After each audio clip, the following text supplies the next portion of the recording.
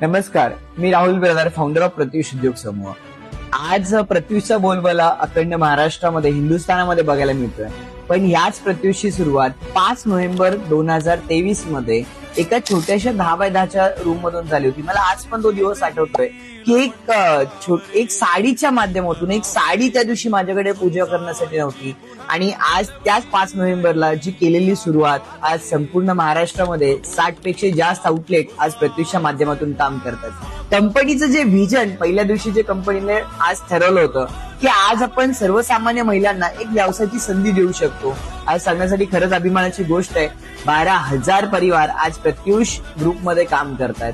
आज प्रत्युष फक्त एक छोटासा विषय नाही राहिला. प्रत्युष आज सर्वसामान्य लोकांची एक असामान्य ताकद झालेली आहे. आणि ह्याच प्रत्युषची ही सुरुवात आहे, ज्यामध्ये एक छोटस 10x10चं रूम मधून केलेली सुरुवात आज 60